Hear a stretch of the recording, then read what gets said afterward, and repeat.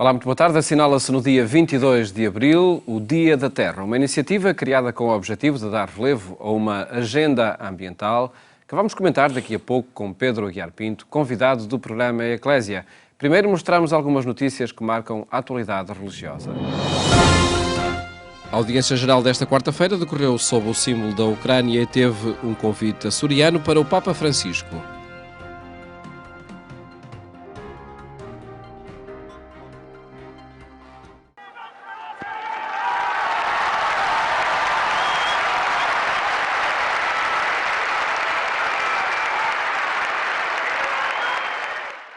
O Papa Francisco renovou no Vaticano o seu apelo à generosidade dos católicos na coleta especial em favor da população da Ucrânia, que decidiu promover a 24 de abril em todas as igrejas católicas da Europa.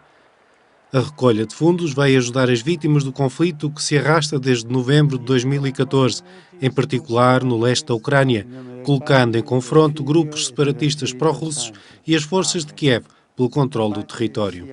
La popolazione dell'Ucraina soffre da tempo per le conseguenze di un conflitto armato, dimenticato da tanti. Come sapete, ho invitato la Chiesa in Europa a sostenere l'iniziativa da me indetta per venire incontro a tale emergenza umanitaria. Ringrazio in anticipo quanti contribuiranno generosamente all'iniziativa che avrà luogo domenica prossima, 24 aprile.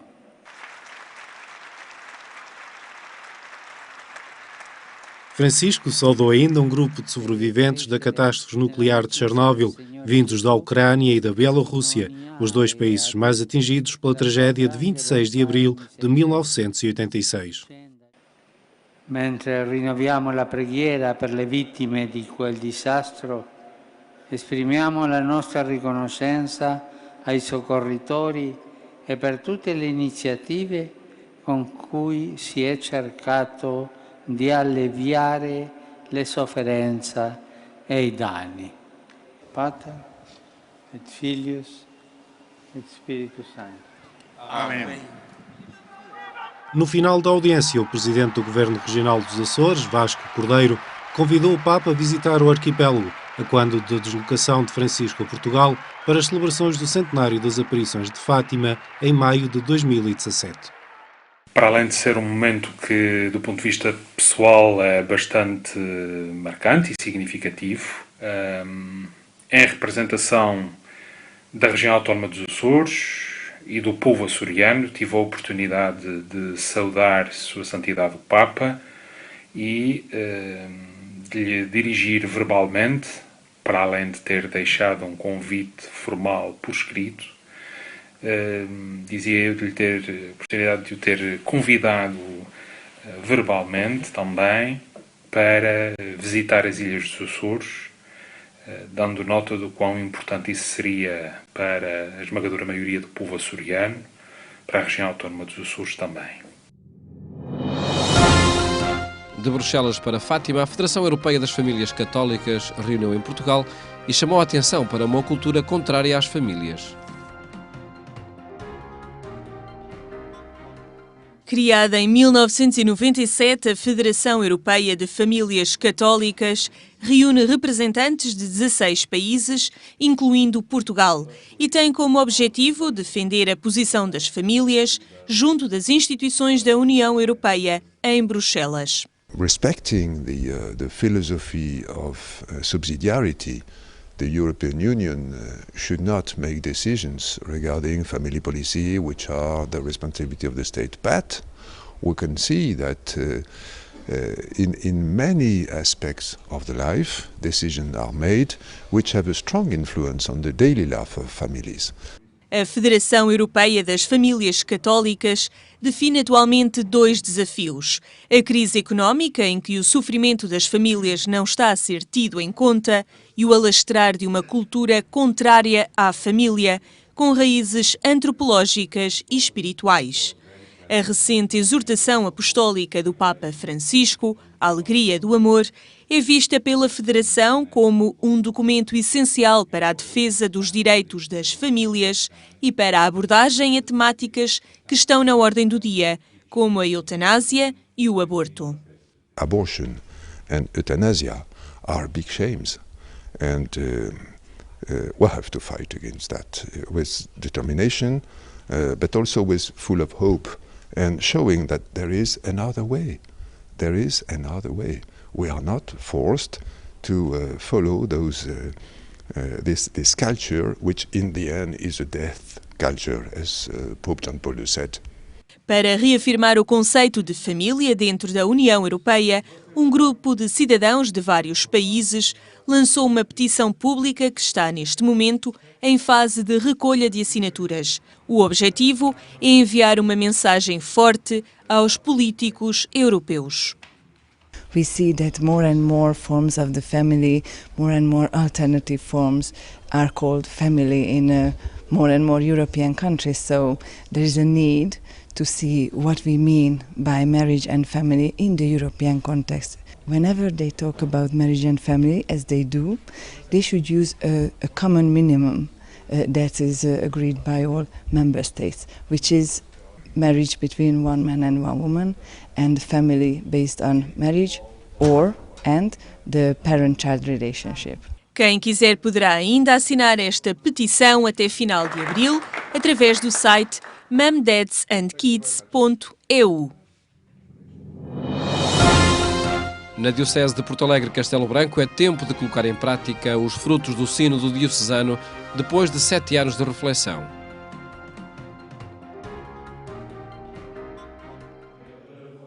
Lançado em 2009 sobre o tema O Dom está em Ti, o Sínodo da Diocese de Porto Alegre Castelo Branco procurou mobilizar as comunidades locais para uma participação mais ativa na missão da Igreja Católica. Da Assembleia Conclusiva, no Seminário de Porto Alegre, saiu uma apreciação muito positiva dos trabalhos e a necessidade de buscar novos caminhos pastorais mais adequados aos desafios deste tempo. Leva-nos a descobrir e a usar uma pastoral mais persistente, com mais qualidade, que seja respostas para as perguntas que as pessoas hoje fazem e para isso há que mudar algumas estruturas e há que mudar aquilo que custa mais a mudar, que é a mentalidade. Não é? A mentalidade custa muito a mudar. E aquilo que é tradicional e sempre assim se fez, e porque é que agora não se faz, encontramos sempre barreiras, mas que temos que ultrapassar com delicadeza, mas sempre com persistência. Evangelização, vocações e família foram estes os 3 vetores que guiaram a reflexão sinodal na Diocese de Porto Alegre Castelo Branco. A escassez de sacerdotes, num território vasto e com uma população muito dispersa, tem levado a Diocese a apostar nos leigos para integrarem a pastoral da Igreja e o serviço às pessoas. Já não temos a Eucaristia ao domingo em várias paróquias, temos a celebração da palavra presidida por leigos, temos já leigos mandatados para orientar funerais e outras. A administração das paróquias em princípio está toda entregue a leigos, embora em comunhão com os parcos, mas insistimos para que isso aconteça cada vez mais, de uma forma mais responsável. E vai-se caminhando. Depois a pastoral, não é? Também os leigos não podem ser só destinatários da evangelização, como a família não pode ser destinatária da evangelização, como se disse no Sínodo, mas tem que ser protagonista. E é importante que os leigos descubram cada vez mais a sua vocação ao apostolado, a sua missão como batizados, como membros da Igreja, como pedras vivas. Outro desafio passa por chamar os jovens de volta à Igreja, numa região envelhecida. Também aqui, o Sínodo veio trazer esperança a quem trabalha próximo dos mais novos.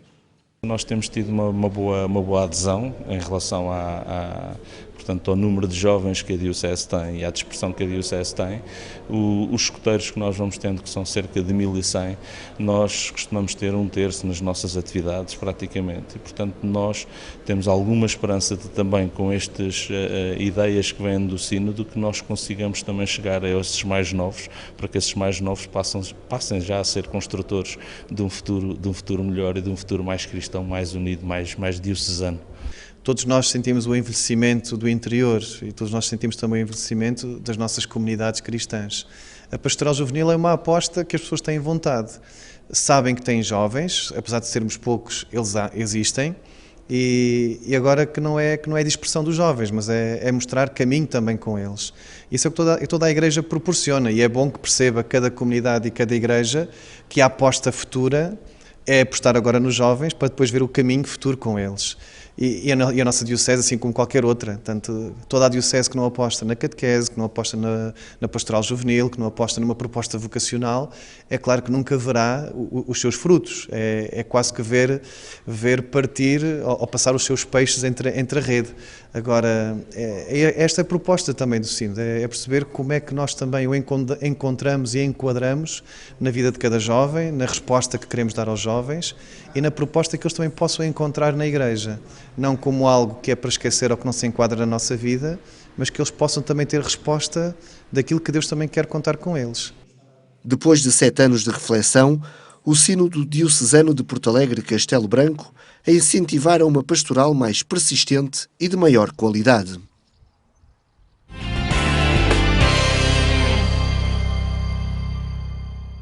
Em agência.eclesia.pt encontra estas e outras notícias em atualização permanente.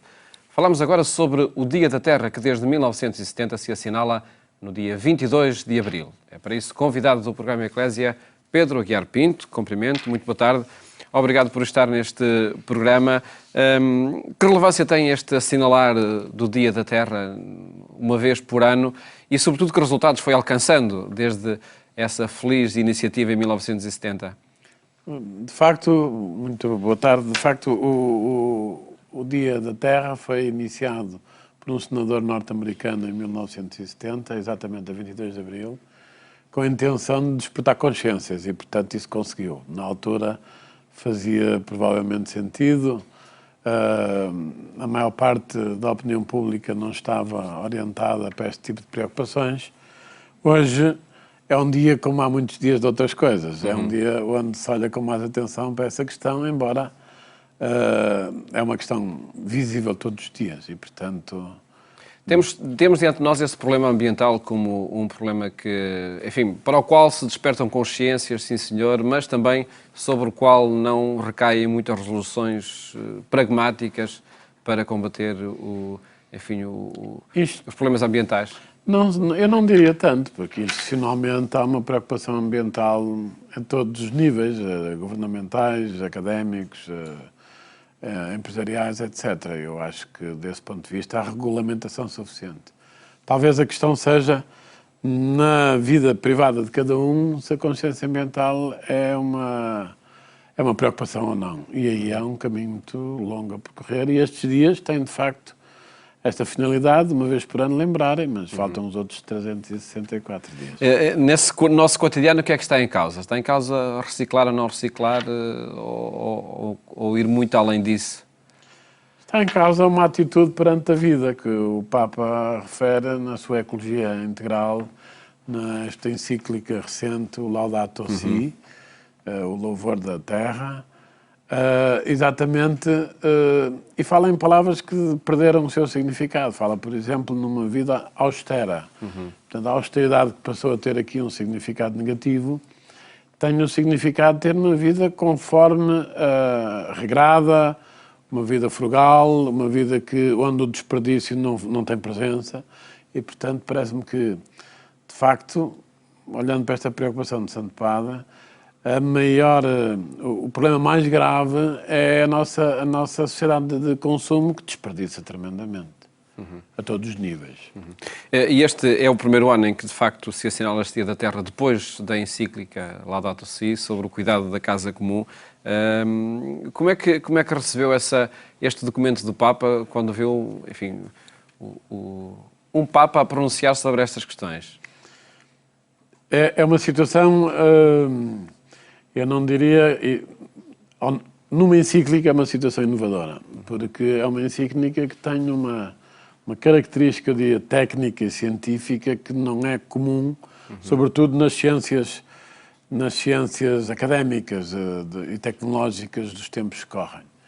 E o Papa faz referências a artigos científicos, a painéis de cientistas, e, portanto, entra numa área que é um bocadinho arriscada, mas já vimos que este Papa gosta de pisar terrenos ainda não pisados, mas também não quer dizer, ao mesmo tempo, que não tenha sido já uma referência de outros Papas, não em documentos com o peso que tem uma carta encíclica a toda a população da Terra, não só aos católicos, não só aos bispos, mas Bento XVI, João Paulo II, Paulo VI e mesmo o Papa João XXIII começaram a falar destes problemas. Em pequenas cartas, em mensagens, todos os anos no discurso à FAO, portanto, no Dia Mundial da Alimentação, portanto, em dias apropriados, todos os Papas fizeram referência às questões ambientais e tudo isso, de certa maneira, está condensado e é referido por esta encíclica papal também. O Sr. Pedro Aguiar Pinto é investigador destes temas. A minha área é mais agricultura, mas a agricultura tem uma relação muito próxima com o ambiente, claro. E perguntava-lhe que contributo o Papa dá também a investigadores destas áreas? Dá matéria para pensar, food for thought, porque muita coisa que existe na encíclica, que é referido na encíclica, não sendo afirmado taxativamente, que o Papa não fala de cátedra nesta encíclica, está ainda em discussão, não levou a prova científica até ao fim. Portanto, muitas coisas estão ao nível da hipótese e em algumas o Papa é mais cauteloso, noutras vai um bocadinho mais à frente e portanto, é mais uma palavra que não deve interferir com o debate científico, tem o seu método próprio. Neste documento, Laudato Si, o Papa refere a necessidade de um desenvolvimento sustentável e integral, pois sabemos que as coisas podem mudar. E esta via do desenvolvimento, o encarar o desenvolvimento de forma diferente, que motor de mudança tem também no ambiente? É o desenvolvimento, de alguma forma, insustentável que provoca atentados contra o ambiente? Não, o Papa evita claramente, por exemplo, a questão demográfica, que é anunciada por todos os ambientalistas como um problema. É claro que para um católico, e sobretudo para os chefes da Igreja Católica, não pode ser um problema. Deus entregou a terra aos homens para dela, respeitando-a, para dela crescerem e se multiplicarem. Portanto, é um mandato e a terra é feita para o homem. Por isso mesmo, o Papa lhe fala várias vezes a nossa morada comum. Há coisas que podem mudar, porque a morada pode-se degradar, e é isso que o Papa chama particularmente a atenção. E, portanto, apela a cada um de nós, olhe para a terra como a sua casa. E é curioso que o Dia da Terra é o Dia da Mãe Terra, porque o Dia da Terra de 1972, em 2009, passou a ser uma iniciativa da ONU, passou a ser o Dia da Mãe Terra, que é uma linguagem que o Papa não usa. Usa mais a de São Francisco, em que a terra é uma irmã e, portanto, tem pé de igualdade e não como progenitora do homem. E é nesse sentido, quer dizer, um cuidado permanente para manter a casa arrumada. E, portanto, para não degradar a casa que Deus nos deu. E ele aponta aí alguns fatores que podem desarrumar a casa, nomeadamente as desigualdades planetárias. É verdade. É um dos problemas graves de desenvolvimento, mas também aponta as desigualdades, ou melhor, o não respeito pela dignidade da vida humana. Sim. Que é que de alguma maneira é uma desigualdade que se vive confortavelmente nas sociedades modernas. As questões, por exemplo, relacionadas com o aborto, onde o aborto é propriamente considerado uma questão de saúde materna, e quando não é. E o Papa refere-o sem medo, na mesma encíclica, onde usa como bandeira, usa a bandeira de movimentos mais de esquerda, se quisermos, não é?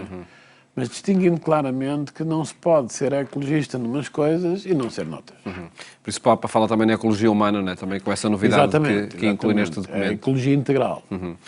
Só mais dois aspectos que o Papa refere como motivadores da falta de equilíbrio na Mãe Terra: a questão da água e a perda da biodiversidade.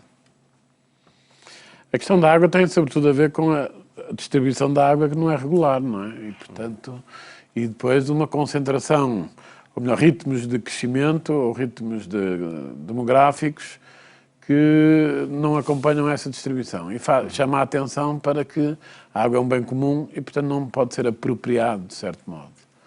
A questão da biodiversidade é uma questão que foi levantada. A biodiversidade, eu diria que é uma questão, de certa maneira, uma falsa questão, porque há uma quantidade enorme de espécies que o homem nem sequer conhece. E a biodiversidade tem vários níveis. A diversidade local, a biodiversidade regional e a globalidade da biodiversidade à escala planetária. E é evidente que à escala planetária aparecem umas espécies, aparecem outras, e a biodiversidade local não pode ser sempre mantida. Há, claro, que esta preocupação em conservar as espécies. Basicamente é isto, é uma preocupação conservacionista. Se lhe pedisse uma sugestão para assinalar este Dia da Terra, o que é que adiantaria? De que forma é que cada um, enfim, no seu mundo, deve e pode assinalar o Dia da Terra? Cada um procurasse reduzir a sua pegada ecológica, ou seja, o Continua impacto... a ser o horizonte. Mas cada um, ao nível pessoal, cada um pessoalmente olhasse para o seu dia e percebesse o lixo que faz, o desperdício que provoca, o mau uso que faz das coisas que recebe e que deve estar grato. E, portanto, é sobretudo uma mudança pessoal. Fica aí esse desafio. Muito obrigado, professor Pedro Aguiar Pinto, por ter estado aqui no programa Obrigado, eu. Eclésia, onde queremos recordar esse Dia da Terra. Mais logo, siga o programa Eclésia também na rádio, na Antena 1, pelas 22h45. Votos de boa tarde. Até amanhã, se Deus quiser.